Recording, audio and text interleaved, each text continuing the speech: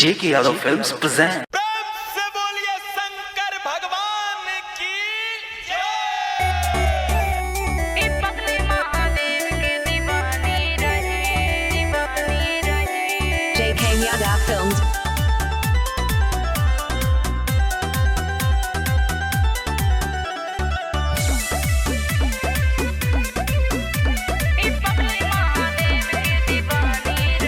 हमरा संगे तू देव घर जइबू का भोला बाबा के जलवा चढ़इबू का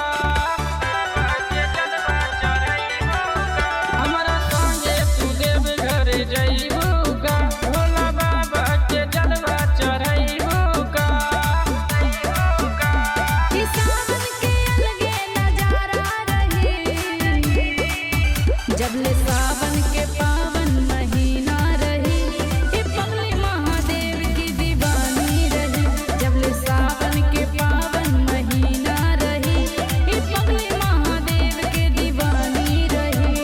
JK Yadav Films पगले महादेव के दीवानी रहे माँ वैष्णो रिकॉर्डिंग स्टूडियो दिल्ली पगले महादेव के दीवानी रहे अरे जाए के बाबा धाम हो लेके महाकाल के नाम हो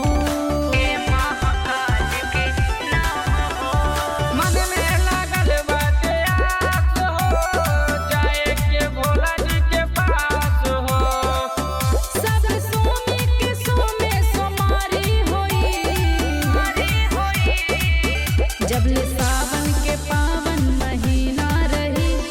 पगले महादेव की दीवानी रही जबले सावन के पावन महीना रही पगले महादेव के दीवानी रही JK Yadav Films पगले महादेव के दीवानी रही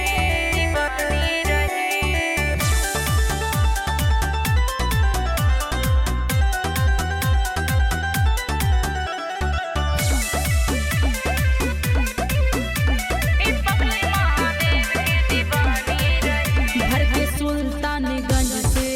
जल हो जाए के बादेव घर हो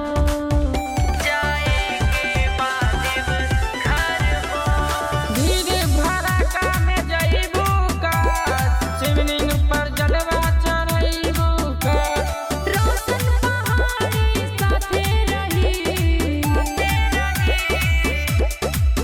जबले सावन के पावन महीना रही पगले महादेव की दीवानी रही जबले सावन के पावन महीना रही पगले महादेव के दीवानी रही